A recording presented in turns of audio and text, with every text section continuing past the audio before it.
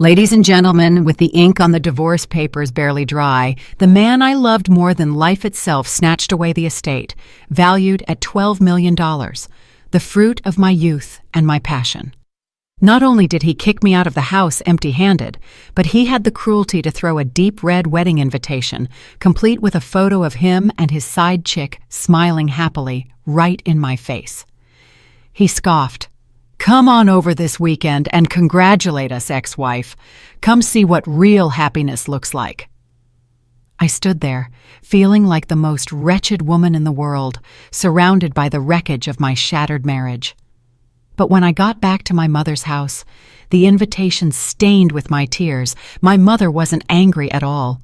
She just smiled, a cold, enigmatic smile. She patted my shoulder and said, "Don't cry, baby girl. Put on your war paint, get fly, and go.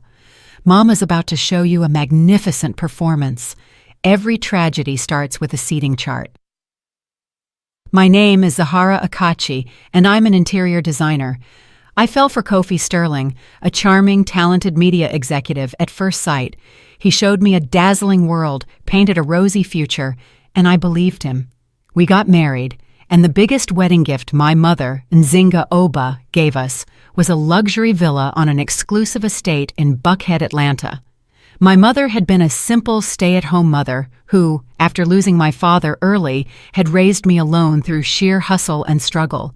I knew she had poured every last dime of her savings into that precious gift.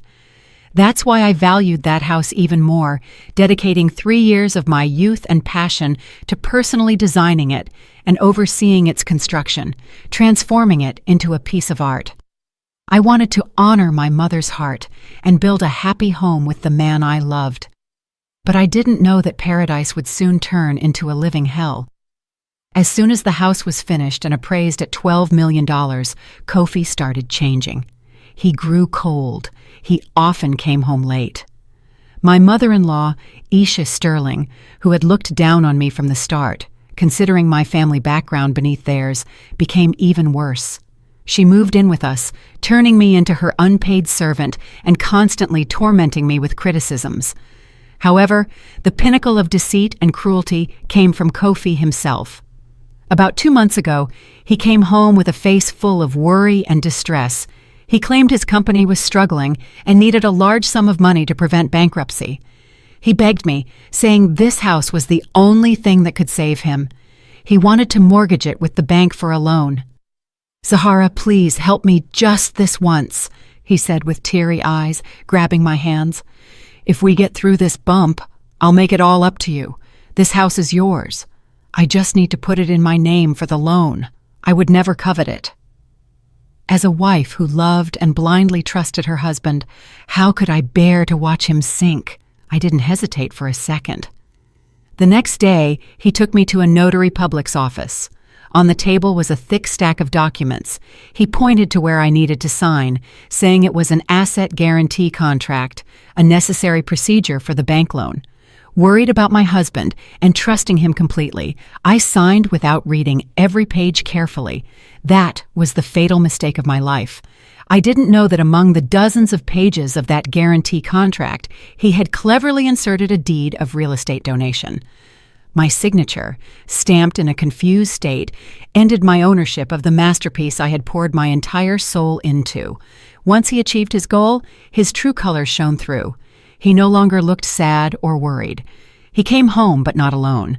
He brought Kira Rain, an influencer I'd vaguely suspected was his mistress. In front of me and my mother-in-law, he stated matter-of-factly, "I want a divorce." My mother-in-law, instead of being surprised, smiled with satisfaction. It turned out the whole thing had been a farce orchestrated by the two of them. The story about the company being in crisis was just an excuse to deceive me and make me sign the papers to snatch the house. "Look at you," he sneered. "Always cooped up in the house. You're boring. You don't fit me anymore. Kira is my woman now." I was paralyzed. In a single afternoon, I had lost everything. The husband I loved, the home I had poured my soul into, and my faith in love. They kicked me out with one old suitcase and a broken heart. To rub salt in the wound, he pulled the wedding invitation from his pocket and threw it at my feet. "Oh, almost forgot," he said with a wicked grin. "This weekend, Kira and I are getting married right here at the Promise Estate. Come congratulate us. Come see what kind of woman deserves me and this house." I stood there under the Atlanta sun crying. I felt extreme humiliation, powerlessness, and despair. I had nowhere to go. I could only drag my heavy suitcase back to my mother's small house. Seeing me return in that miserable state, my mother didn't ask much. She just hugged me in silence. Crying, I told her everything, Kofi's betrayal and the wicked plot he used to steal the estate. I showed her the invitation, the proof of my humiliation. I thought she would cry with me, get angry, and curse the traitor. But no. She looked at the invitation quietly, and an enigmatic, unreadable smile I'd never seen before touched her lips. "They're getting married at the Promise Estate?"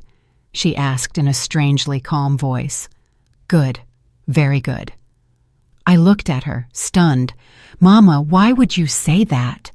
She set the invitation down and lightly patted my shoulder. Her eyes, usually so kind, now held a sharp, calculating glint I had never noticed. "Don't cry, baby girl," she said firmly. "Get dressed up, choose your most spectacular gown, and go to that wedding. I promise you, a magnificent performance awaits." A truly magnificent performance.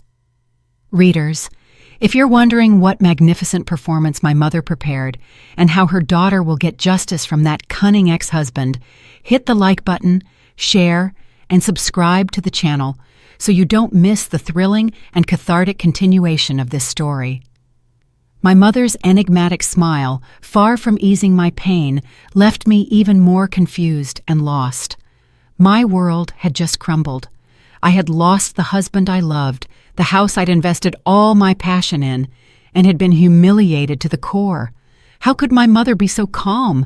How could she smile at her own daughter's tragedy? "Mama," I sobbed, leaning on her shoulder.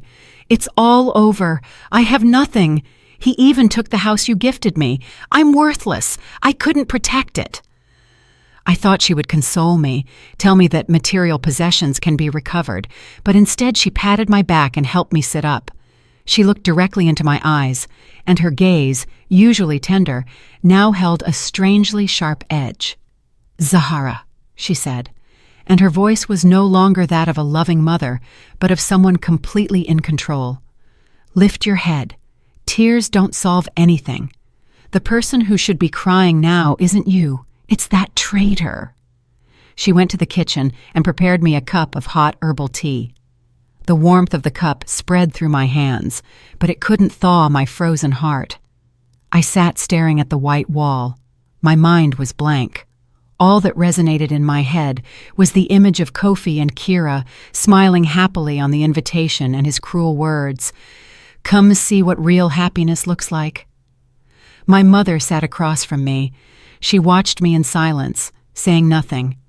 Her gaze wasn't one of pity, but of patience, as if she were waiting for me to calm down on my own. After a long while, when my sobs subsided, she spoke slowly. "Zahara, have you ever wondered why I always hid my past? Why I told people I was a simple stay-at-home mother, living off the small pension your daddy left?" I looked at her confused. "No, I never wondered. I always believed it. I thought you struggled your whole life to raise me, and that the house was all you had." My mother sighed slightly and walked to an old wooden cabinet in a corner of the room. She opened a locked drawer and pulled out a dark red lacquer box, marked by the passage of time. She placed it on the table and carefully opened it. Inside, there were no jewels or money, but old black and white photos and several yellowed notebooks. "This is the real me," she said calmly. She handed me a photo. In it, an elegant young woman posed next to a famous French chef. Below the photo, an inscription read, "Nzinga, winner of the Global Culinary Masters Competition, Paris, 1995. I gasped. "Mama, is this you?" Yes, she nodded. She passed me another photo where she was shaking hands with a head of state at the opening of a luxury restaurant. Then came clippings from famous food magazines. All spoke of one woman, Nzinga Oba, the great queen of American culinary arts. "Mama, I stammered, incredulous. "I am the founder and owner of the Imperial Flavor Group," she said in a serene voice.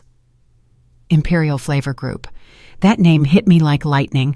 It was a national brand, a culinary empire valued in the billions, with hundreds of restaurants across the country and overseas. They owned the biggest names in upscale soul food. But why? "Because of your father," she said, and a deep sadness crossed her gaze. "Your father was a good man, a talented artist. I loved him madly, but he could never overcome my shadow, which was too big.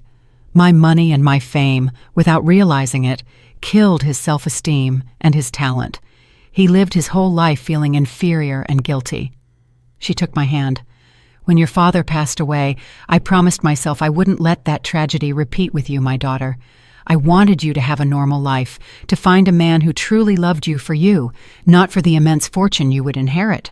That's why I decided to live in the shadows and hide everything. I watched Kofi very closely," she continued, her voice hardened. "At first, I had hoped that he was an ambitious, good man for you. I thought perhaps you'd found the right man, but I still didn't completely trust him. The blood of an entrepreneur doesn't allow me to bet everything in a game with uncertain odds. So," she said with an enigmatic voice, "when I gifted you both the Promise Estate, I didn't just give you a property. What does that gift mean?" I asked, still confused. My mother smiled. It was the same cold smile I saw when she looked at the wedding invitation. "It wasn't a simple gift, baby girl. It was a trap, a legally perfect trap. And Kofi, with his greed and ignorance, has walked right into it." Saying this, she pulled another dossier bound in dark blue leather that looked brand new out of the box. "Your real wedding gift is right here." I took the dossier from her trembling hands. It felt strangely heavy, not just from the paper, but from the secret I was about to uncover. My mother's glorious past, the culinary empire of the Imperial Flavor Group. All this already surpassed my imagination, and now it turned out my wedding gift held another secret. A trap. I opened the cover, and the first phrase my eyes saw was, "Conditional deed of real estate donation." "Conditional deed of donation," I mumbled, understanding nothing. "Exactly," my mother said, her voice now like that of an experienced lawyer. "When I decided to gift you the house, I had the best legal team from the Imperial Flavor Group draft this contract. It's not a normal deed of donation, baby girl." She pointed to a clause printed in small but carefully underlined text. I squinted and read, Clause 3.2, Contract Effectiveness. The effectiveness of this deed of donation and the property rights of the donees, Zahara and Kofi, shall only be recognized while both parties maintain a valid marital relationship, proven by the corresponding marriage certificate and cohabit as a couple united by affection. I read the clause over and over, and then an astonishing understanding began to dawn on me. "Mama, what does this mean?" "It means," my mother explained clearly, "that the ownership of the house is directly tied to your marital status. It's like an invisible thread. As long as you are husband and wife, the house is yours. But the moment the marriage certificate loses its validity, this deed of donation is automatically annulled, and the ownership of the house immediately reverts to its original owner, me." The world seemed to spin before my eyes. A perfect legal trap. A move that even the most cunning person couldn't have foreseen. But he already tricked me into signing the deed over to him, Mama," I said, still worried. "What good is this?" my mother scoffed. He's just a mediocre media executive. How could he compete in wit with my legal team? Those papers he made you sign, whether a deed of gift or a property agreement, are legally considered secondary transactions derived from the original contract. To put it simply, my mother said, Kofi's tree of ownership grew from the root of the contract I gave you. Now that you've divorced, and that root has been eliminated, the tree has no choice but to dry up and die. All subsequent documents are worthless. The house has not been his since the moment the judge issued the divorce decree. Right now, he's illegally living in my house. I was completely stunned. My mother, whom I thought only knew how to cook, possessed a terrifyingly calculating mind and foresight. She had foreseen everything. She had prepared an escape route for me from the very beginning. Kofi, my mother continued with contempt. He made the fatal mistake of the greedy and short-sighted. He focused so much on how to snatch the property that he forgot to protect the precondition for getting it, you. He, himself, broke with his own hands the one clause that could have given him everything. My pain seemed to be cut in half, and in its place, a small, triumphant joy began to sprout. So what do we do now? Do we sue him immediately and take the house back? Sue? Why the rush, baby girl? My mother smiled. It was the same cold smile I saw when she looked at the wedding invitation. What's the fun in a lawsuit? We don't have to do a thing. Just sit back and wait for the fish to jump into the net all by himself. She picked up the wedding invitation from the table and admired it as if it were a work of art. He sent an invitation, didn't he? He said he wanted to get married at that very estate. Perfect. The louder he is, the more humiliating his fall will be. He wanted the wedding of the century, and I'm going to give him the disaster of the century. What do you mean, Mama? I still couldn't follow her thinking. Did he hire a caterer? Yes, I heard it's a luxury catering company called the Royal Feast. Excellent. My mother nodded, her eyes twinkling with cunning. Then things are even easier than I thought. She didn't elaborate further, stood up and approached the window.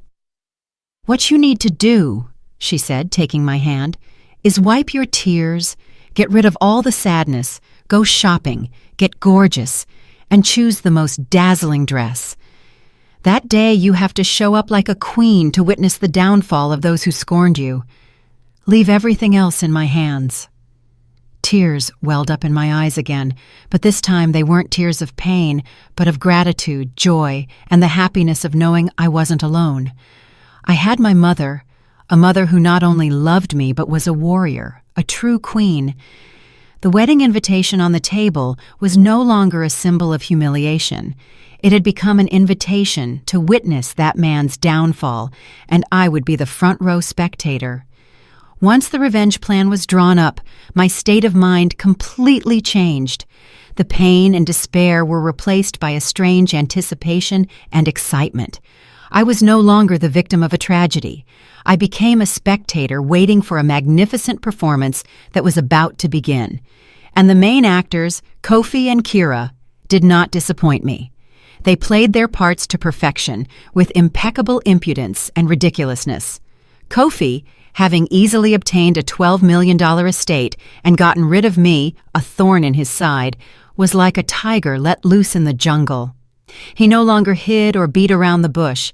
He went public with his relationship with Kyra and began to boast about it across all media and social networks, as if he wanted to shout his victory to the whole world. Kyra, the influencer with hundreds of thousands of followers, suddenly turned her social media into a reality TV channel showcasing their luxurious life at the Promise Estate. Every day, she posted dozens of photos and stories. Today, a picture of her posing by the infinity pool in a designer bikini with the caption, "Peace in my corner of paradise." Tomorrow, a photo of breakfast served on the balcony, as beautiful as in a magazine, accompanied by the exclamation, "When you wake up every day and the person you love has prepared you a breakfast like this, can life get any happier?" Seeing those photos, I could only sneer. That paradise she was enjoying had been taken care of by me, brick by brick, blade of grass by blade of grass.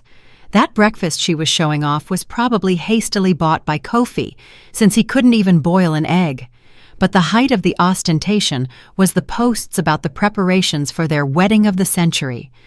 Kofi, as a media executive, pulled all his strings to turn this wedding into a major publicity event.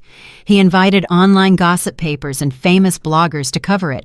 He spared no expense, investing enormous sums to hire the best service providers. Kira's wedding dress would be custom designed by a famous French designer.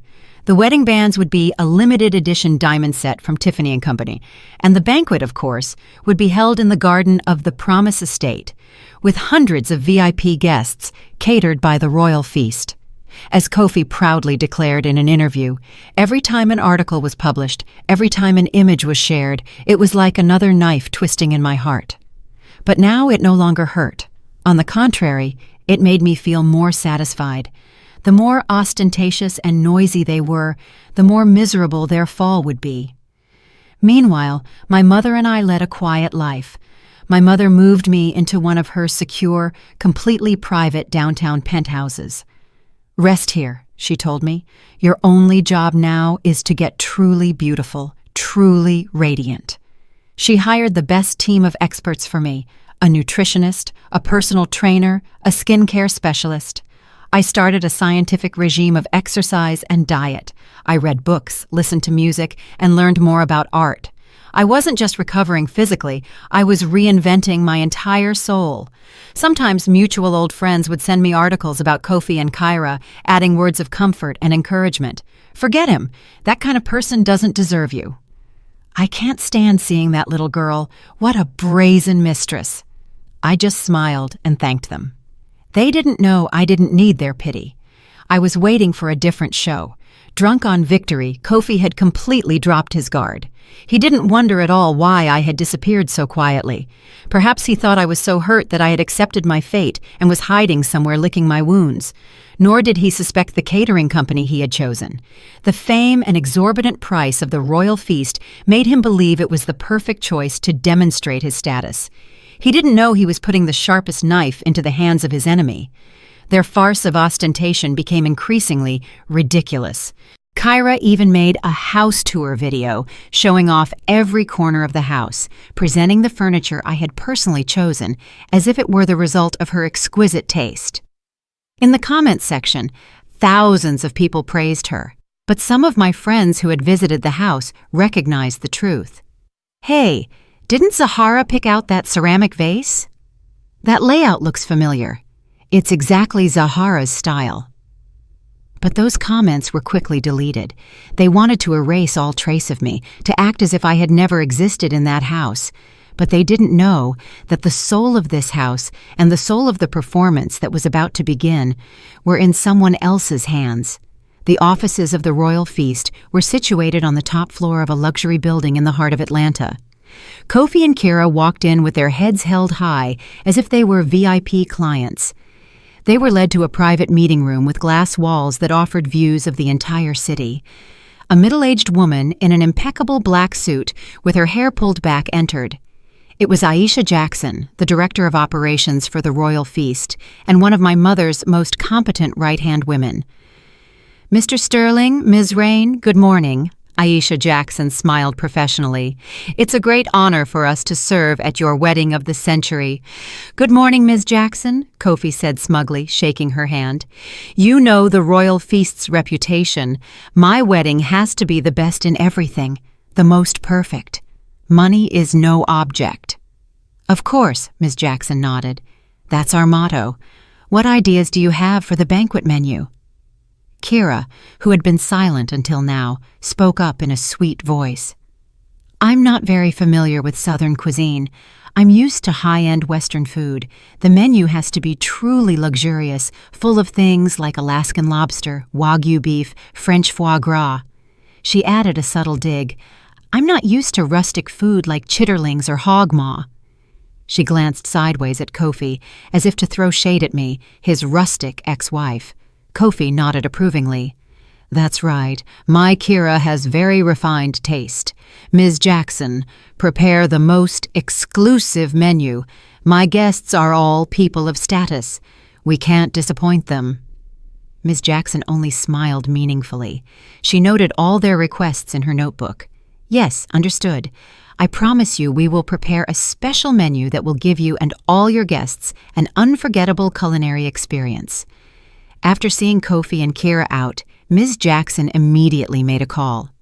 Madam President, the fish has taken the bait. On the other end of the line, my mother, Nzinga Oba, was sitting in her study sipping tea. She smiled slightly. Good. Proceed according to the plan. Warn the kitchen team to prepare the menu in the most special way.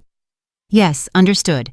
But, Madam President, Ms. Jackson hesitated, won't this affect the royal feast's reputation? Reputation? My mother laughed. What does a subsidiary's reputation mean compared to my daughter's honor? Besides, this isn't a destruction. It's a performance of culinary art. We're going to show them what the truth tastes like. And so, a detailed plan was drawn up. My mother, the great queen of American culinary arts, personally drafted the secret menu. She didn't need to be present, but all her orders were transmitted and executed absolutely. She called the most talented chef in the Imperial Flavor Group's restaurant chain, a master of traditional Southern cooking capable of transforming the humblest dish into a work of art. Your mission this time, she told him, is not to make it taste good, but to make it taste very authentic, the flavor of the lie and the flavor of the bill coming due. All the preparations were carried out in secret. Kofi and Kira remained convinced they would have a royal banquet. A few days before the wedding, the royal feast sent them a false menu filled with bombastic French names. Foie gras à la plancha, with fig sauce, baked lobster. They nodded, satisfied at the sight of the menu, unaware that a completely different truth lay hidden behind those names. They were too intoxicated by victory, too arrogant to have the slightest caution. They didn't know that this arrogance was turning them into puppets in my mother's hands. In the days following that fateful meeting with the catering company, my world completely changed. I no longer spent nights crying or woke up in the mornings with a feeling of emptiness and despair. The pain was still there, like a deep wound that would never fully heal, but it no longer dominated me. In its place, a new feeling burned, a flame that had risen from the ashes of betrayal, determination. I was no longer Zahara, the weak, abandoned wife. Little by little, I was becoming my mother's daughter, Nzinga Oba, the great queen of American culinary arts, a woman who would never allow anyone else to decide her destiny. My mother hadn't just given me a revenge plan. She had given me something much more important. She had restored my self-esteem. Don't let your tears fall for someone who doesn't deserve them, baby girl, she told me. Instead of crying, turn the pain into strength. Get up, hold your head high, and show the world that without him, you live 10,000 times better. And that's what I did. I began a process of transformation, a reinvention of myself, both inside and out. My mother's luxury penthouse was no longer a refuge for my sadness. It became my personal training center. Every morning, instead of curling up under the covers, I got up at 5 a.m. to practice yoga with my mother on the terrace, breathing the fresh city air and feeling a new energy fill my body. Afterward, I spent an hour in the private gym under the supervision of the best personal trainer. Every drop of sweat not only restored my figure, but also washed away the long-accumulated worries and bitterness. My diet also completely changed. My mother, with her expert culinary knowledge, personally designed a nutritious diet for me that was not only healthy but also helped improve my skin and figure. I no longer skipped meals or ate just anything. I learned to take care of my body, to love myself, something I had completely forgotten over the last 3 years. But the biggest change wasn't physical, it was mental. My mother didn't give me a second to wallow in negative thoughts. She took me to art exhibitions, to classical music concerts. She introduced me to her friends, successful businesswomen, talented artists. I came into contact with a completely different world, a world of knowledge, creativity, and strong, independent women. I listened to their stories, learned from their experiences, and slowly realized that a woman's world cannot revolve solely around a man. It was a much wider and more colorful world. My mother also took me to her best friend, the famous fashion designer, Ms. Montes. "Montes," she said, "help this child find herself again. Create an outfit for her that transforms her from a Cinderella into a true queen." Ms. Montes looked at me with the penetrating gaze of an artist. She didn't ask about my past. She just silently observed my look, my walk, even how I sat. "Nzinga," she said, "don't worry. This child isn't Cinderella. She's always been a princess. She just forgot for a moment where she left her crown." Over the next week, I spent most of my time in Ms. Montes' design studio. She didn't just have me try on dresses, she taught me about style, how to combine pieces, the language of fashion. She told me that clothes aren't just for covering the body, they are a statement of who you are. "Choose a color that tells your story right now," she said. And I chose ruby red, the color of power, glamour, passion, and vengeance. The evening gown was ready the day before the wedding. When I put it on and looked in the mirror, I didn't recognize myself. The high-quality satin silk dress fit my body perfectly, highlighting every curve I had achieved through exercise. A daring sweetheart neckline, a deeply cut back, and a high slit. I was no longer the image of the docile, simple Zahara. The woman in the mirror was a completely different person, seductive, mysterious, and with an air of authority. "Magnificent," Ms. Montes admired. "Zahara, you don't have to do a thing. The moment you walk in there, you've already won." I smiled. I was ready. I no longer felt fear or resentment, only a strange calm. I wasn't going there to ruin a party or get back what was lost. That love, that person, they weren't worth it anymore. I was going there as a special spectator to watch a performance and to officially end my past. I would show Kofi, Kyra, and his whole family how splendid and strong the woman they had cruelly discarded had been reborn. That weekend, the sky over Atlanta was clear and sunny, as if to further enhance Kofi and Kira's wedding of the century. The Promise Estate, which I had poured all my passion into, was now ostentatiously decorated, but in a completely different style. The refined, welcoming atmosphere I had tried to create was gone, replaced by exaggerated, opulent luxury. Thousands of white and pink roses formed a giant flower arch.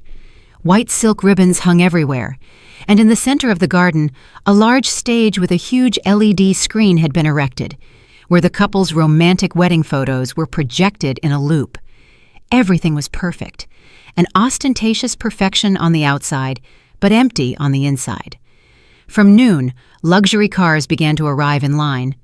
The guests were all influential personalities from the world of business and entertainment. Journalists and the press also gathered in the press area, ready to capture every moment of this much-talked-about event. The party's protagonists, Kofi and Kira, appeared like a prince and princess from a fairy tale. Kyra wore a designer wedding dress with thousands of glittering diamonds. Her face was perfectly made up, and her happy smile was uncontrollable. She clung to Kofi's arm, walking from table to table, receiving congratulations and envious glances. She was at the peak of her life. She had landed a rich husband, the wedding of her dreams, and an estate that millions would envy. She didn't know that all of it was a sandcastle about to be swept away by a tsunami. Kofi was also drunk on victory. He looked elegant and self-assured. Having seized the estate and married a new, beautiful, and high-class wife made him feel like a king. He wanted everyone to fawn over and envy him. He had completely forgotten my existence, or perhaps he was deliberately trying to forget it.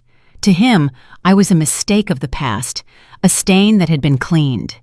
My ex-mother-in-law, Isha Sterling, also dressed in an elegant suit, went back and forth, showing off the new daughter-in-law, who was indeed worthy of her son. "Look, this is how my son's wife should be," she proudly told her friends.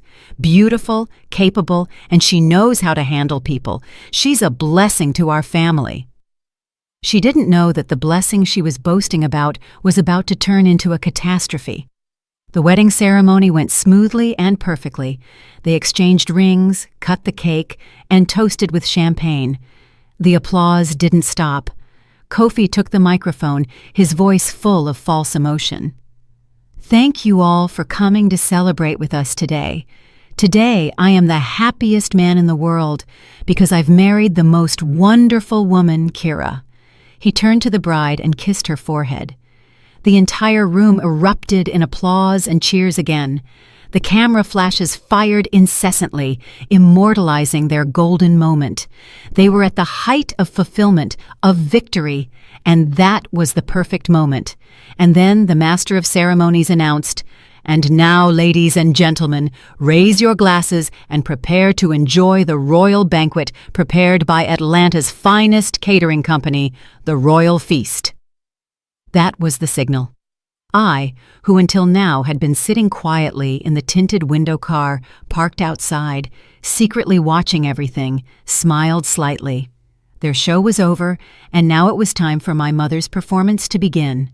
Following the orders, dozens of waiters in white uniforms slowly emerged from the kitchen area, respectfully carrying trays of food covered with silver cloches. Everyone was expectant. They wondered what delicacies would be served at such a luxurious wedding. Lobster, sea bass, or perhaps something exotic. Kofi and Kira also watched the service team. A smile of satisfaction still lingered on their lips. They were ready to receive the admiration and praise of their guests, and the silver cloches were lifted in unison. But what appeared beneath was neither lobster nor Wagyu beef. The luxurious banquet space was suddenly filled with a very characteristic, intense, earthy aroma, and completely out of place in that setting.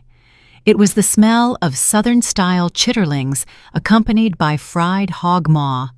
The instant the silver cloches were lifted in unison, the luxurious garden space of the villa fell into stunned silence. The melodic background music suddenly became incongruous, and the laughter died away. Hundreds of guests, dressed in their elegant evening gowns and tuxedos, looked with an indescribable expression at the dishes that had just been placed on their tables. There were no red Alaskan lobsters, no fragrant grilled Wagyu beef, no greasy French foie gras. Instead, before them were the most traditional, down-home Southern dishes one could imagine. Dishes they probably never would have imagined seeing at the wedding of the century. On the white English porcelain plates, with delicate gold rims, were artistically plated chitterlings, chitlins. Alongside the strips of intestines and smoked sausage were carefully arranged pieces of fried hog maw. But what made the strongest impression, what took hold of everyone's sense of smell, was the stew itself. A potent dish of chitterlings, with its characteristic odor, permeated the air. For connoisseurs, it was an aroma that represented the soul and spirit of the Deep South. But in such a luxurious wedding hall, it was an olfactory disaster. The intense smell of the chitlins mercilessly made its way through every corner of the garden, mixing with the ladies' Chanel No. 5 perfume to create the strangest combination of scents in the world. But that wasn't all. Next to the royal chitterlings were plates overflowing with fried hog maw, typical dishes of any roadside diner, the quintessential street food, respectfully served at the tables of a multi-million-dollar wedding. After a few seconds of stupefaction, the guests began to look at each other. What were only whispers at first began to turn into a growing murmur. "What? What is this, chitlins? Am I seeing this right? My God, what is that awful smell?" Some of the ladies, accustomed to immaculate environments, had to wrinkle their faces in disgust and cover their noses. Even the journalists and reporters invited to write complimentary articles about the luxurious wedding were left open-mouthed, cameras in hand, unsure whether they should take photos or not. This was not a simple accident. It was a humiliation, an elaborately and artistically orchestrated humiliation. The first to collapse was the party's protagonist, the bride, Kira. She was standing on the stage with a happy smile still on her lips, but when the intense smell of the chitterlings reached her nose, and she looked down to see the fried hog maw respectfully served on the tables, her smile froze. Her perfectly made-up face turned from red to pale and then went completely colorless. She was the influencer who had always built a refined, high-class image on social media. She always boasted about dining at Michelin-starred restaurants and claimed she couldn't eat low-brow food. And now, on the most important day of her life, under the spotlight of hundreds of cameras and the eyes of her peers, she had to face a banquet full of chitlins and hog maw. A wave of extreme shame and embarrassment washed over her. She felt as if she had been stripped naked and mercilessly mocked. "Kofi! Kofi!" She turned to him with a broken voice. "What? What is happening?" But Kofi wasn't in the mood to console her. He was stunned, too. His handsome face was now red with anger and humiliation. He had spent millions on this grand wedding to consolidate his status. He had mobilized all his connections. He wanted everyone to admire and envy him, but now he only received looks of bewilderment, muffled giggles, and an odor of chitterlings that couldn't be washed away. His wedding of the century had become the joke of the century. He felt as if he had been slapped from the sky, an invisible slap that hurt to the bone, and the surprise turned into uncontrollable rage. He was sure someone had tried to ruin his wedding, and that person could be none other than me. "Zahara! That—" He gritted his teeth, his eyes bloodshot. He forgot all about image, all about pretense.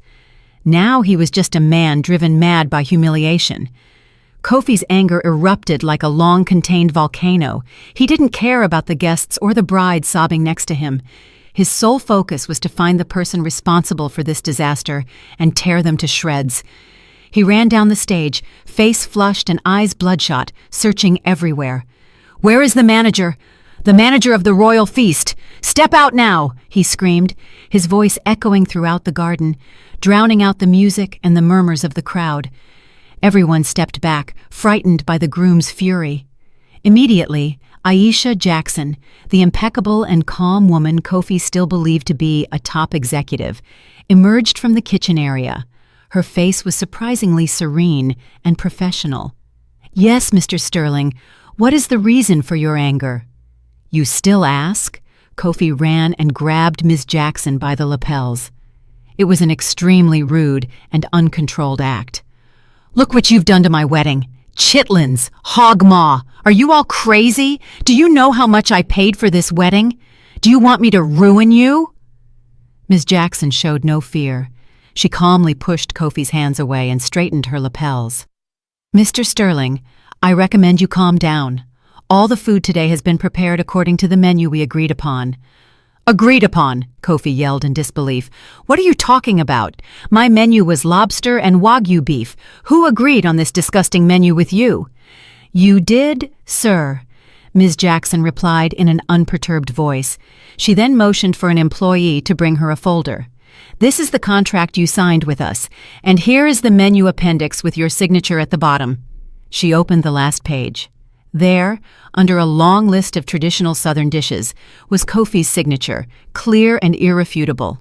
The day he signed the contract, he was too confident and unprepared. He only glanced at the main clauses and signed all the pages without reading the appendix carefully. He had fallen into the most basic trap. It's her." He raised his head, his bloodshot eyes staring into the void as if he saw me. "I'm sure of it. It's that Zahara. She's conspired with you to hurt me. Where is she? Where is she?" He cried like a mad beast, beginning to look for me. The scene was total chaos. Guests began to feel the situation was getting serious, and some quietly stood up and left. They had come to celebrate, not to witness such a shameful farce. Kira, after a few moments of stupefaction, also couldn't take it anymore. Her shame turned to anger. She ran too, but not to stop Kofi, but to vent. "What have you done, Kofi?" She pounded his chest with her fists, crying, "What have you turned our wedding into?" "A laughingstock, a circus. I should have known. Marrying a man with such a complicated past was bound to bring trouble. Now look, all of Atlanta will be laughing at me." "Shut up!" Kofi pushed her hard, and she nearly fell.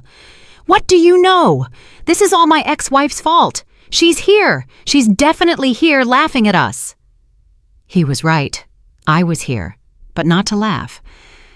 I was sitting in a car with black-tinted windows parked just outside the estate gate, watching everything calmly through a screen connected to a hidden camera. Beside me was my mother, Nzinga Oba. She simply sat and took a sip of tea, with no expression on her face. "It's time, Mama?" I asked in a slightly trembling voice. My mother set down her teacup. Yes, she nodded. It's time for the Queen to make her entrance. She signaled the chauffeur. The iron gates of the villa slowly opened, and our car slowly advanced toward the center of the chaotic scene. All the noise and arguments suddenly ceased. From the bride and groom to the remaining guests, everyone turned in astonishment to look at the luxurious sedan entering.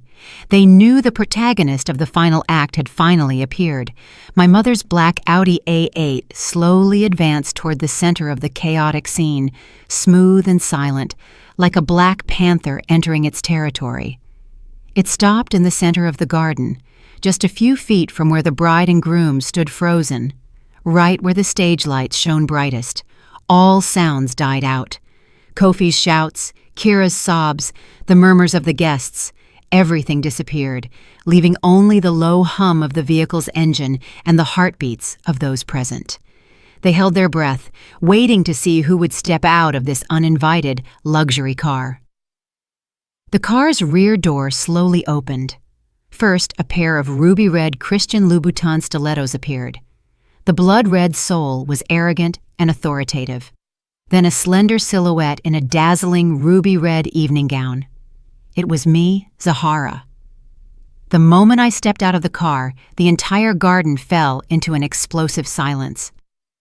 I was no longer the Zahara of yesterday. I wasn't the woman with the tired face, old clothes, and eyes always cast downward. The woman who stood before them now was a completely different person. My hair was pulled up in an elaborate updo, revealing my long neck and sparkling diamond earrings. The professional makeup had concealed all traces of fatigue, leaving only a sharp face, red lips, and a calm, cold gaze. The ruby-red dress clung to my body, highlighting every curve I had achieved through exercise, turning me into a dazzling flame that consumed all eyes. I stood tall, with an elegant bearing, in complete contrast to the disheveled bride, Kira, with mascara running down her face next to me. My entrance, as splendid as it could be, was a silent provocation. It was a direct slap in the face to Kofi and his family. "Zahara!" Kofi was the first to react. The surprise soon turned into an even greater rage than before. He thought everything, from the Chitlin banquet to this chaos, was my doing to ruin him. "You dare to show up here?" he yelled, pointing his finger at me. "This is all you're doing, isn't it? You conspired with them to ruin my wedding? Is it because you're jealous?" He lunged at me like a mad beast, but was easily stopped by my mother's sturdy chauffeur, dressed in a black suit. "Let go of me! I have to teach that whore a lesson!" he struggled, cursing. My ex-mother-in-law, Ishi Sterling, also reacted. After the initial shock, only hatred and anger remained. She ran to her son's side and began her usual drama. "Oh my God! Oh my God! Look at this, everyone! It's my ex-daughter-in-law!" she wailed to the remaining guests. "After my son left her, now she comes back to ruin the wedding. What a shameless woman, to return so brazenly after being kicked out. You can tell she was raised without a daddy." She deliberately emphasized the words, "without a daddy," trying to twist the knife into my pain again. But it no longer hurt. I watched them in silence as they performed. I saw the man I once loved now insulting me with the vilest words. I saw the woman I tried to treat like a mother now using the most wicked words to humiliate me. The crazier they became, the more miserable their fall would be. "Are you two finished with your performance?" I finally opened my mouth. My voice wasn't loud, but it was so calm and authoritative that it silenced both of them. "You said I ruined your wedding, Mr. Sterling. Look at yourself again and see who is turning this wedding into a laughingstock. Is it me, or is it the groom himself who is screaming and grabbing the caterer by the lapels like a lunatic?" Then I turned to Ms. Sterling. "Ma'am," I no longer called her mother. "You said I have no shame. Then, does a mother-in-law who condones her son's infidelity and conspires with him to trick his wife and snatch away her assets have any shame?" My words were like bullets that pierced directly through their hypocritical faces. They were speechless, unable to retort. "I haven't come here today to ruin any wedding," I said. "I have come here as an invited guest." I held up the deep red wedding invitation that Kofi had thrown in my face. The groom himself invited me to come and see what real happiness looks like. I am merely answering his invitation. My audacity made Kofi roar with fury. You! He was speechless. He could only point his finger at me. This is not your place. Leave right now. Get out of my house right now. My house? I smiled meaningfully. Are you sure this is your house, Mr. Sterling? Of course. The deed is in my name. Get out now, or I'll call security, he yelled. Oh yes, I said with a challenging voice. Please do call them. I'd love to see who the guards of my house obey. My words exploded like another bomb, shocking everyone once more. Your house? What are you talking about? Even Kofi hesitated, and a vague unease began to creep into his mind. Just then, from the kitchen area, still in chaos, the figure of a woman, dressed in an elegant and authoritative dark blue silk suit, slowly appeared. Behind her followed a team of about 10 people in black suits and carrying briefcases, who looked like a powerful legal team. And that woman was none other than my mother, Nzinga Oba. My mother's appearance was like a sedative that instantly calmed all the chaos. She walked unhurriedly, and every step exuded the composure of someone who has the situation under control. She didn't look at Kofi or Ishi Sterling. Her gaze swept over the entire room, and everyone who met that sharp, authoritative look had to unconsciously lower their heads. And then something unexpected happened. Some of the banquet guests, older, influential personalities from the business and real estate world, were stunned to see my mother and hastily rose to greet her with a respectful bow. President Oba, what a surprise to see you here. Madam President, how long? You're still so healthy. Ms. Oba, what an honor. Kofi and his mother were completely stupefied. President? What president? My mother, a stay-at-home mom. Why were these successful business people bowing to her? Ma'am, Zahara's mother? Isha Sterling stammered in disbelief. How? How are you here? Who let you in?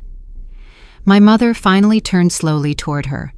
She wasn't angry. She simply looked at Ishi Sterling with a mix of pity and contempt. Why do I need your permission to enter my own house? She said, in a voice that, though not loud, carried the weight of 1,000 tons. House? Your house? Isha Sterling burst into hysterical laughter. You've gone mad! This is my son's house! Don't talk nonsense! Oh, yes? My mother put on the same mocking smile I had worn earlier. She motioned to one of the men on her legal team.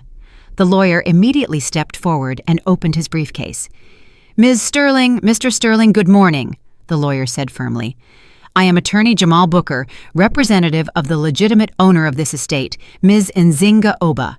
He held up a dossier with the red seal of a notary public. According to Conditional Deed of Real Estate Donation Number 1234, drafted on March 15th of last year, my client, Ms. Oba, donated the Promise Estate property to her daughter, Ms. Zahara, and her son-in-law, Mr. Kofi. The lawyer paused and looked directly into Kofi's face. However, Clause 3.2 of the contract clearly states that this deed is only valid while Mr. Sterling and Ms. Akachi maintain a valid marital relationship. On the 7th of this month, he continued, the Fulton County Family Court issued a final divorce decree for the two of you. This means that the precondition of the contract has been destroyed, and by law, this deed of donation is officially nullified. The entire room was silent. Everyone listened to the lawyer's words, holding their breath. In conclusion, the lawyer concluded, the ownership of this estate has automatically reverted to its original owner, my client, Ms. Nzinga Oba. Any documents of title transfer that Mr. Sterling may have tricked Ms. Akachi into signing afterward are legally invalid. In simple terms, Mr. Sterling, you and your family are celebrating an illegal party on someone else's property. No, it's impossible! It's a lie! Kofi shouted. He lunged to grab the folder, but was restrained by two of my mother's bodyguards. These are all state-certified legal documents, Attorney Booker said in a cold voice. "If you don't believe it, we can meet in court." My mother finally slowly stepped forward. She didn't look at Kofi, but at the bride, Kira, who was trembling with a pale face. "Congratulations, darling." My mother's voice suddenly softened. "Kira, right? You're very beautiful." "I am Nzinga Oba, president of the Imperial Flavor Group and also the owner of the Royal Feast, the company you hired. Thank you for trusting our services." Another bomb exploded. Kira and Kofi were completely petrified. "And as the owner of the house," my mother continued. Her smile widened. "I personally designed today's menu to entertain the guests, full of traditional dishes, full of soul, chitterlings, fried hog maw. I heard you don't like rustic food. It's okay, try it. Maybe you'll like it." Every word my mother spoke was sweet but sharp, stabbing directly at Kira's pride. The shame, embarrassment, and fear of having married a man who was about to be ruined made her unable to bear it anymore. "No, I'm not getting married. I'm not marrying a swindler like you," she screamed. She ripped the diamond ring from her finger and threw it in Kofi's face. Then, clutching her cumbersome wedding dress, she ran out of the estate crying, under hundreds of bewildered glances and the incessant flashes of cameras. The performance had reached its end, and the person who wrote the finale was none other than my mother. The great queen of American culinary arts could not have reappeared in a more spectacular way. Kira's performance ended with a humiliating escape, leaving only a desolate void in the center of the banquet stage. The bride had fled, and the dream of a wealthy family had vanished like smoke. And the day's protagonist, the groom, was now just a miserable failure, standing stunned among the wreckage of his deceit. Kofi stood motionless, the red mark from the diamond ring Kira had thrown still on his cheek. He no longer shouted or raged. He just looked with lost eyes at the shadow of the bride who had just fled. Then he looked down at the plates of chitterlings that still emitted their pungent odor and finally looked at my mother and me, who stood on the side of the victors. Probably, even at that moment, he couldn't believe that all of this was real, a truth so harsh and miserable that it had descended upon him in less than an hour. But my mother had no intention of giving him more time to digest the truth. She had set the trap, she had waited, and now it was time to collect the net. She didn't want this show to end halfway. She wanted a complete finale, a lesson that those who had tried to trample her daughter would never forget for the rest of their lives. After allowing the guests a few seconds to recover from the scene of the fleeing bride, Attorney Jamal Booker spoke again. His voice was cold and firm, without the slightest emotion, like a judge reading the final sentence. "Mr. Sterling," he said, looking directly at the stunned man, "I reiterate once more. In accordance with the provisions of the Civil Code and the certified conditional deed of donation, from the moment the divorce decree between you and Ms. Akachi became effective, the deed of donation for the Promise estate was officially annulled." He held the folder aloft once more, as if to emphasize the irrefutability of its legal effect. "This means that all rights of ownership, use, and disposal of this property have been automatically transferred to its original owner, our client, Ms. Nzinga Oba. Any act of occupancy and use of this address by you and your family after the date of the divorce is an illegal act." Every word from the lawyer was like a hammer blow to the minds of Kofi and his mother. Isha Sterling, who had collapsed on a bench, finally reacted. She staggered up and pointed her finger at my mother. "No, it's a lie. You're all scammers," she screamed hoarsely. "This house belongs to my son. We have the donation papers Zahara signed for him. You have no right." My mother just looked at her with pity. "Ms. Sterling," she said calmly, "ignorance of the law is no excuse to exempt you from fault. Those papers your son tricked my daughter into signing only have value if his ownership of this house is legitimate. But, unfortunately, the moment he chose to divorce my daughter, he, himself, voided that ownership." She walked closer and looked directly into her eyes. "You were always very proud of your son, weren't you? You thought he was clever, talented, that he could calculate everything. But look, Because of a little greed and short-sightedness, he has become a fool, a nobody. Are you still proud of him?" My mother's words were like the final thrust that completely pierced Isha Sterling's pride. She was speechless, trembling from head to toe.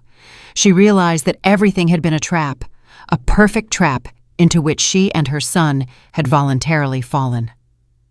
Attorney Jamal Booker spoke again. His voice became extremely severe. "On behalf of the legitimate owner, I formally demand that Mr. Sterling, Ms. Sterling, and all unrelated persons vacate the boundaries of this estate immediately." "Vacate?" Kofi raised his head, his eyes bloodshot. "This is my wedding. You have no right to kick me out." "Your wedding is over," Attorney Booker replied without the slightest concession. "The bride has fled, and you are holding an illegal event on someone else's property.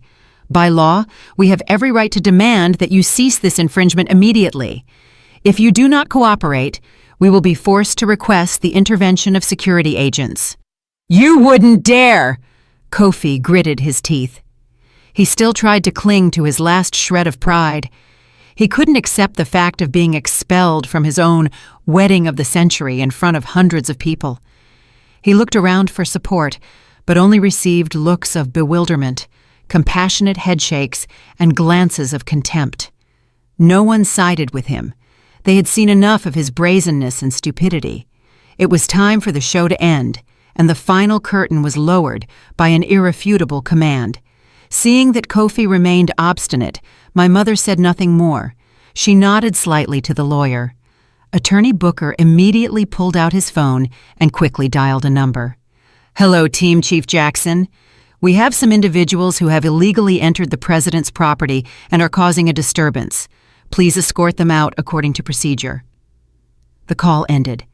In less than 2 minutes, a security team of about 20 people, all robust and tall in black uniforms, entered silently and professionally from the gate. They were the Imperial Flavor Group's internal security team trained to handle the most complex situations. Their appearance completely crushed any will to resist from Kofi. He saw the security team approaching him, and their imposing presence let him know that everything was truly over.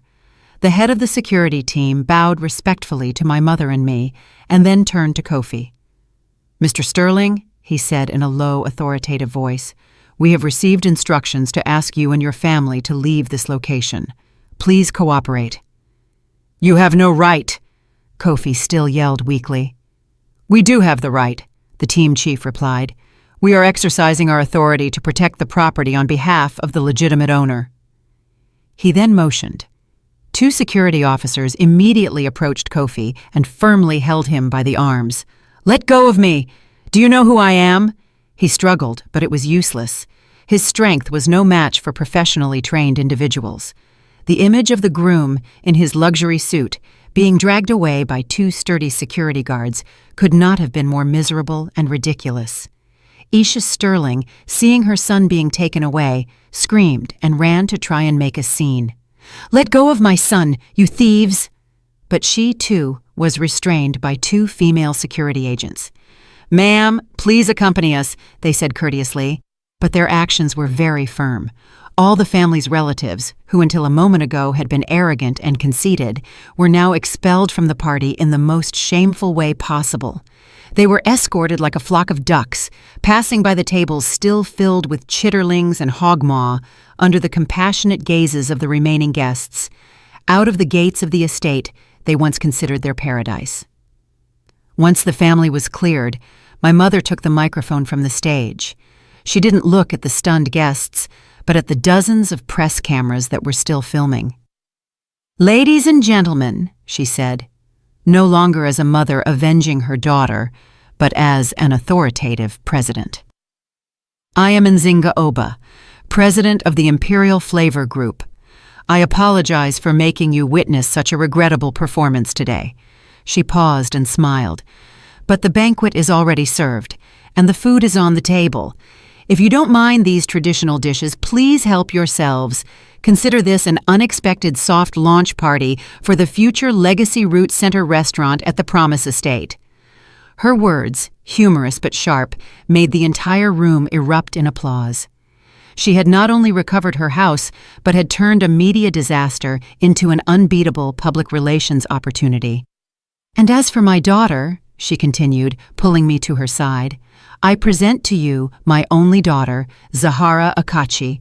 She will be the one accompanying me in the management and development of this culinary brand." She lifted my hand high, and all eyes and all camera lenses focused on me. I was no longer the abandoned daughter-in-law. I stood next to my mother as the heiress to an empire, as a princess who had recovered her kingdom. The wedding of the century had become the disaster of the century for Kofi's family, but for me, it was a new beginning, brighter than ever. The performance had reached its end, and the person who wrote the finale was none other than my mother. The great queen of American culinary arts could not have reappeared in a more spectacular way.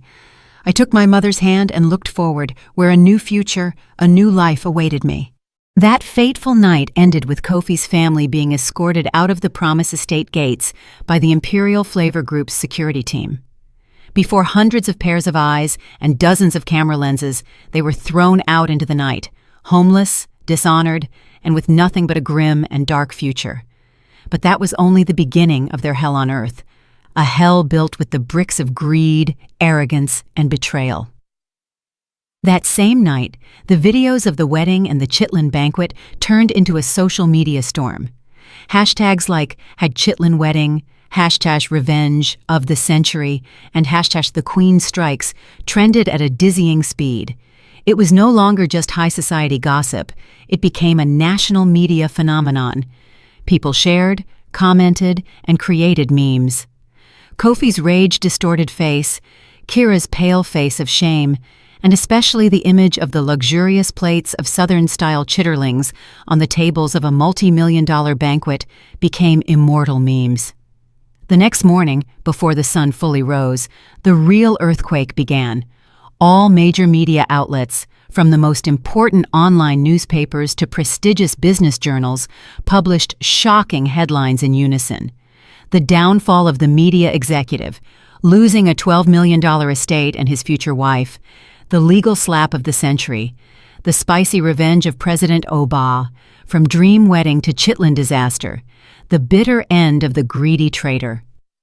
Kofi and Kira's names became more famous than ever, but it was a fame filled with infamy and humiliation. All information about them was dug up by netizens.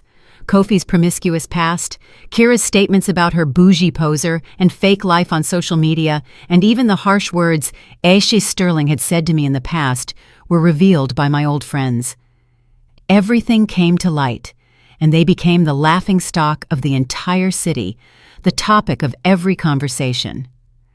For Kyra, the influencer who lived off image and public acclaim, this was a fatal blow, a death sentence for her fake life career. Her personal account was attacked by tens of thousands and then hundreds of thousands of people. Not only did they insult her, but they used precisely that rustic food to scorn her. "Have you eaten your hog maw today, sweetie? A side chick deserves chitlins and a swindler husband. Let's see if you learn not to despise black cuisine now, you bougie poser." The fashion and cosmetic brands that had signed advertising contracts with her in the past unanimously announced the termination of collaboration, unwilling for their brand image to be tarnished by this shameful scandal. Unable to bear the humiliation, she closed all her social media accounts and dared not leave the house.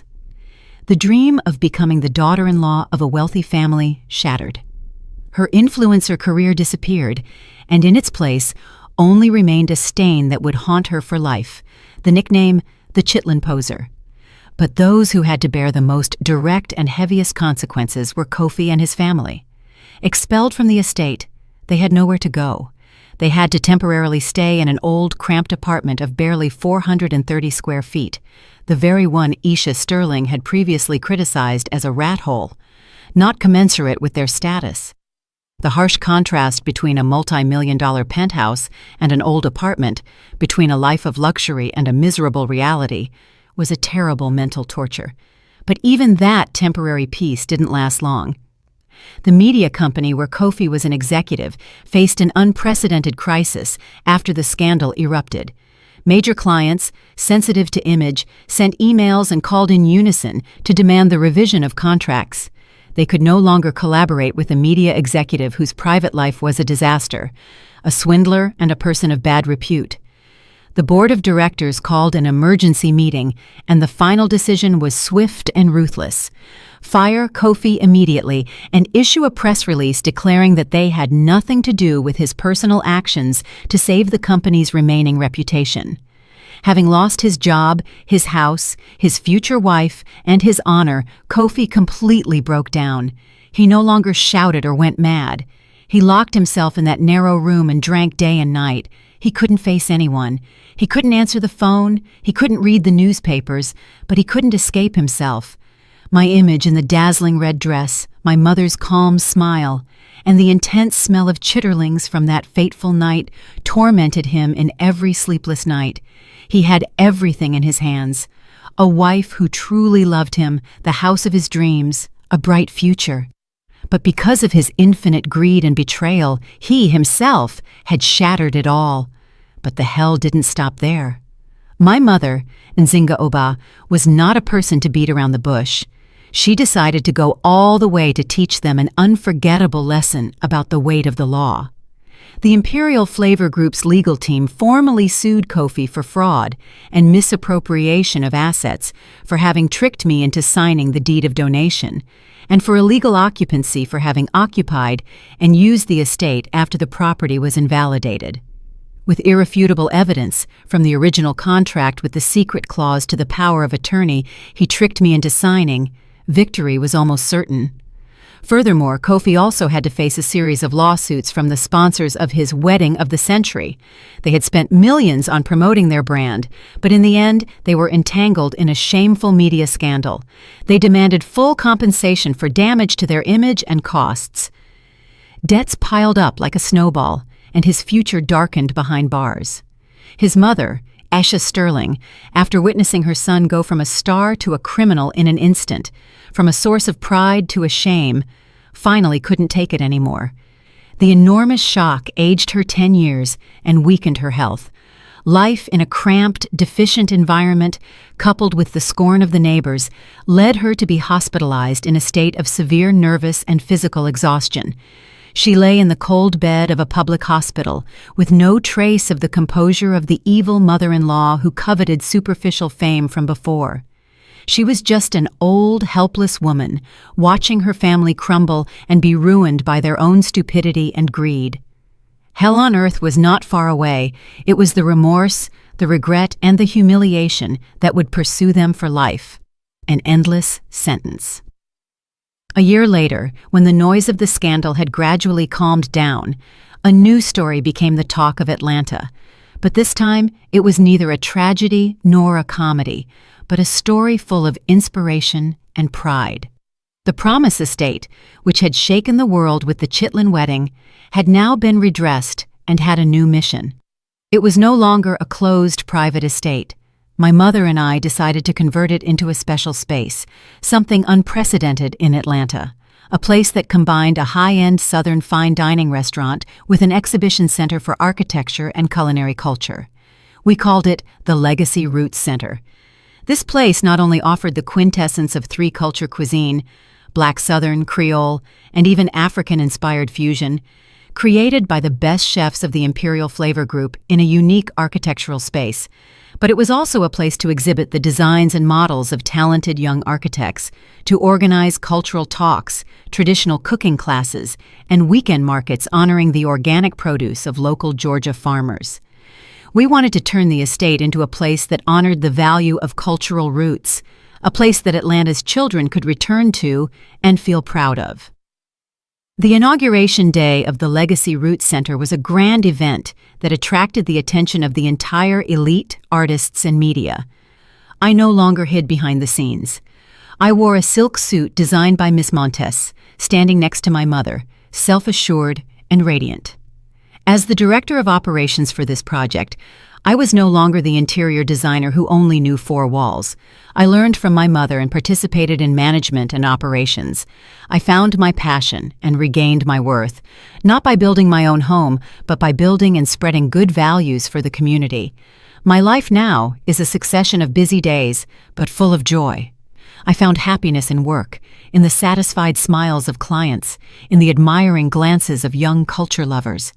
I found myself again, a version of myself much stronger and more complete than before. As for the fate of those who made me suffer, they also had the end they deserved, a tragic end written by their own wrong choices. Kofi was sentenced to 3 years in prison for fraud with irrefutable evidence against him, but that wasn't all. The enormous compensation he had to pay to the sponsors and related parties left him and his family completely ruined. After getting out of jail, he had nothing left. His former company fired him, his friends avoided him, and Kofi's name became a stain on the media industry. No company wanted to hire him. He had to do all kinds of manual labor to survive, from delivery driver to waiter at a street food stall. Ironically, a place that sold the food he once despised. Sometimes people see him sitting quietly on a street corner after a hard day's work, gazing with lost eyes at the illuminated building of the Legacy Root Center. Perhaps at that moment, he regrets. He regrets the wife who loved him with all her heart. He regrets the opportunity to change his life that was within his reach, but which he discarded because of his own greed and betrayal. But everything was too late. Regret would now be his faithful companion for the rest of his life. Isha Sterling, after a long hospitalization, was discharged, but the enormous shock had aged her 10 years, and her health was weakened. She had to spend her last days in the narrow old apartment. In pain and shame, her pride and her arrogance were forever buried with the fall of her precious son. Every day, she had to face the truth that her cruel heart and her greed had led her entire family to tragedy. It was a mental torture more painful than physical pain. Her whole family had to pay too high a price for their bad decisions. They were once at the top, looking down on me with contempt, but in the end, they were the ones who sank to the very bottom of society. One afternoon, as I stood in the garden of the Legacy Root Center, looking at the water lilies in full bloom in the pond, my mother approached and hugged me. "Do you still hate them?" she asked softly. I shook my head and smiled. "No, Mama, I don't hate them anymore. Maybe I should even be grateful. If it weren't for their betrayal, I probably never would have discovered my true strength, nor would I have the meaningful life I have today." "That's right," she said. "Sometimes a door that closes before our eyes doesn't mean the end. It's just there to open a new, wider, and better path for us. And I found my own path, a path built with self-esteem, effort, and the love of a great mother. I was truly born again." Dear readers, the final act of the tragic and cathartic performance at the Promise Estate has officially come to an end. We have traveled a long road together, from Zahara's extreme humiliation and bewilderment when she was expelled from the house that contained her passion, to the euphoria and satisfaction when justice was served in the most spectacular way possible. When the last words stop and the background music of the story slowly fades, perhaps complex and deep emotions remain in the heart of each of us. Some will feel joy and satisfaction at the bitter end that Kofi's family received, because the law of karma in the world is just, and it is an immutable law that those who sow the wind will reap the whirlwind. Others will admire the wisdom, sharpness, and masterful direction of the mother, Nzinga Oba, who protected her daughter with her talent. And we will all feel warmth and pride for the transformation of Zahara, who turned her tears into diamonds and her pain into strength.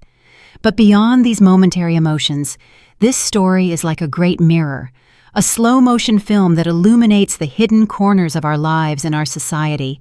It leaves us with very deep and meaningful lessons about human values, the true nature of happiness, and the way we should live our lives fully and with self-esteem.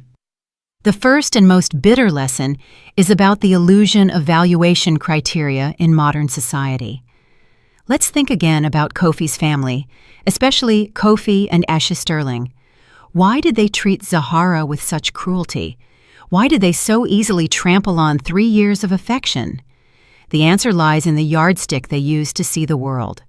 For them, a person's value, especially a woman's, did not reside in her character, her sacrifice, or her innate talent. It resided in superficial glamour, in whether the family background was compatible, in whether the profession gave prestige, in whether the appearance was sophisticated enough to show off on social media. They saw Zahara, a good, simple daughter-in-law from a humble background, and they labeled her cheap. They saw Kyra, an influencer with hundreds of thousands of followers who always wore designer brands, and they rushed to label her distinguished. They made a fatal mistake.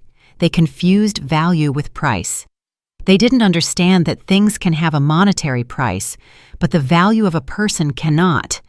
This story is a powerful warning to all of us. In the hustle and bustle of life, we sometimes, without realizing it, judge others with the wrong yardstick. We value them by the car they drive, the house they live in, the phone they use. We envy people with dazzling appearances, forgetting that behind the well-retouched photos, there may be an empty soul. We ignore ordinary workers, people who live quietly, but we don't know that inside them there may be a heart of gold, scholarly wisdom. Kofi's family had a diamond in their hands, Zahara, but because their eyes were only accustomed to fake, shiny costume jewelry, they didn't recognize the value of that rough diamond and discarded her mercilessly. And when that diamond was polished and shone with a dazzling brilliance, they realized how stupid they had been. Don't be blinded by the false values of society. Learn to look deeper, to see a person's character, kindness, effort, and fundamental values, because that is the true gold that will last forever. The most precious asset that no storm can wash away. The second lesson, painful but very necessary, is about the limits of silence and kindness in the story.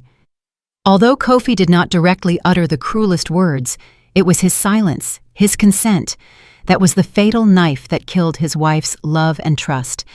Every time his mother humiliated Zahara, he chose to look the other way. Every time she needed a shoulder to lean on, he chose to run away. His silence was not golden. It was poison. It was collusion with evil, a tacit approval of bad deeds.